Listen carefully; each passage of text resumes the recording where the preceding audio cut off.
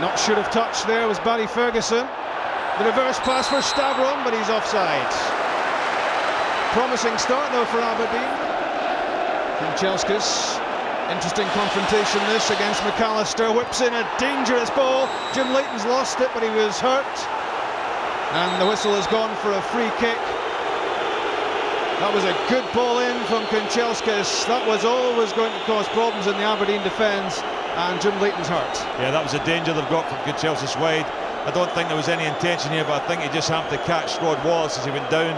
And the ball broke free and Rangers players weren't happy, but I think it was the right decision. I think that Jim Leighton was just caught there by Rod Wallace, and certainly he would have been out of the game as that ball was breaking to Rangers players. But Kanchelskis breaking free in the right. We've seen games in the past, he's had a bit too much pace for Jamie McAllister on the side, and I think he needs a bit of protection there. But Jim Leighton certainly got a sore one, a head knock there. And the big problem that they have, obviously, is at this stage no goalkeeper on the bench. Only allowed 3 players in Scottish Cup ties.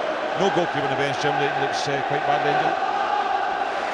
We hear that Robbie Winters has headed up the tunnel, and he's getting changed into the goalkeeper's outfit. So it sounds like Winters into goal, and you wonder at this stage whether this turns the match into a complete non-event for Aberdeen. You almost can see the black cloud above Ebbie Scodell's head. This is a nightmare start for Aberdeen, and what a sad moment for Jim Leighton. This presumably the last occasion in which he will grace a cup final, and this was not the way he wanted it to end. But the indication has now gone up from the 4th official, Martin Clark, that Robbie Winters is coming on. There's no prospect of Jim Leighton returning to the field, and Robbie Winters would have been hoping for a piece of the action this afternoon, but not in the goalkeeper's jersey. It's Ryan Essendon's number 23 which he's wearing, and how Aberdeen must wish that they'd Ryan Essendon inside it. Absolutely. I mean, it's unfair to a certain extent. I mean, everybody takes the chance when you pick a side as to what can happen. You look at the dugout and the bench positions, and I'm certain Dick Avocat's done the same, and he's thought to himself, will I put a goalkeeper on or not?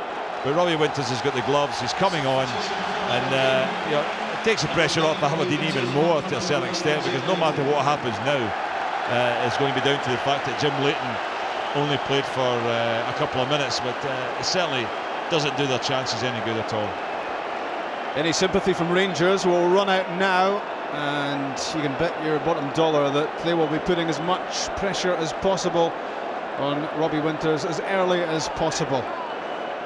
The square pass for Kanchelskis, 25 yards out, good hit. Well worth it from a Rangers viewpoint with Robbie Winters in goal, and that's the first serious test of Jim Leighton's replacement. Yeah, he'd only one thing in mind, Kanchelskis, and that was to actually do it. Kanchelskis away from McAllister. Now Rod Wallace, saved by Winters. Brilliant touch onto the crossbar. What a save, Gordon, from Robbie Winters. Yeah, it was Kanchelskis again, getting at McAllister. I think he was playing that for himself, and knocked it into the area that Rod Wallace was in. Fine strike. I don't think Robbie Winters could do much more than just get the hand and try and push it up the way. That's exactly what he did, onto the crossbar. Which it's about to do now. George Alberts with a free kick. Onside Van Bronckhorst. And Rangers have the lead. Aberdeen were caught sleeping in defence. The free kick taken quickly by Alberts, and Van Bronckhorst's shot went right through Robbie Winters. Incredible. I could see the run coming. I can't believe none of the Aberdeen defence did as well. I think they were looking for offside in the end up, but they couldn't afford to stop there. Look at that, straight through the defence. They've all stopped. Solberg's caught out. Derek White should be maybe the one chasing, because it's in his angle. It's across to the diagonal behind the first centre half. Second centre half should maybe been across, but Robbie Winters couldn't do much about that. I'm just saying how well they had done up to that point. They'd stopped Rangers creating anything. They've gone to sleep. Now here comes the corner kick with George Alberts. Lofted in, Billy Dodd's not picked up. Played back in by Kanchelskis. It drops for Vidmar. Goal number 2. Only 100 seconds on the clock after the turnaround. And there's the reaction of the Rangers manager, absolutely delighted. So I wonder what his half-time team talk was, because Rangers have responded in the second half with a whole new meaning to their performance. Yeah, he fired them up obviously because they've come out charging forward in the second half. Billy Dodds looks like the chance was gone, but it was a nice turn back in by Chelsea's. Aberdeen won the header there, but I thought that he showed a lot of composure, Vidmar, actually, just to let the ball roll that extra fraction of a second there, just onto his left foot, past David Rowson, and then smashed it past Robbie Winters. Once again, it did look like a makeshift goalkeeping. A feature now of Rangers games, and he gets a huge response from the crowd every time he strolls across. The Alberts corner kick for Billy Dodds! It's 3! And Aberdeen in big trouble now. No marking on Billy Dodds. Bellabed nowhere near him. And you don't give that sort of room to a man who's now scored 15 goals for Rangers and 25 for the season. No, that's a fantastic goal. I don't think Robbie Winters had anything to do with that one at all. He could never get near that one. Even Jim Leighton wouldn't get near that to see that happen. Andrei Kanchelskis has done much of the damage for Rangers, much of the softening up, you would say, in the first half. Here's Alberts. Good hit! That's number 4. It may well have been in without the follow-up touch from Rod Wallace. But there's no doubt that Rangers stretch their lead. This could become embarrassing for Aberdeen.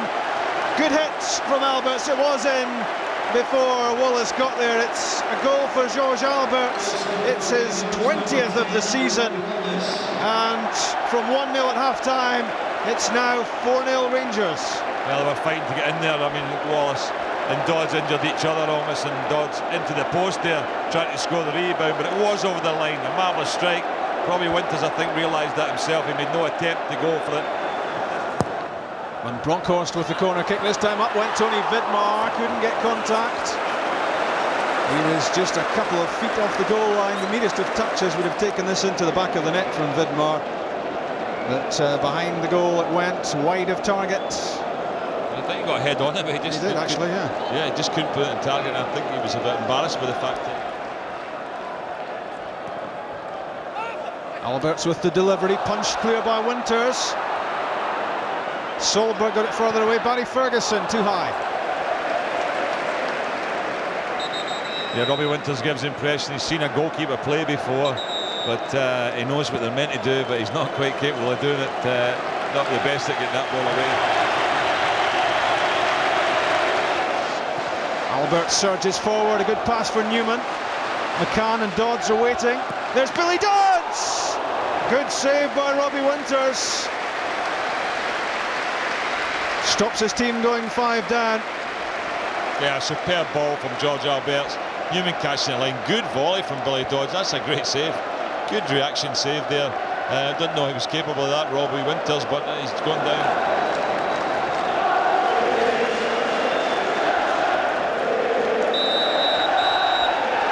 That's full time. Rangers have won the Tennant Scottish Cup by 4 goals to 0. Here comes a special moment for Arthur Newman. He takes delivery of the Tennant Scottish Cup. It's a league and cup double for Rangers to go with the treble last season.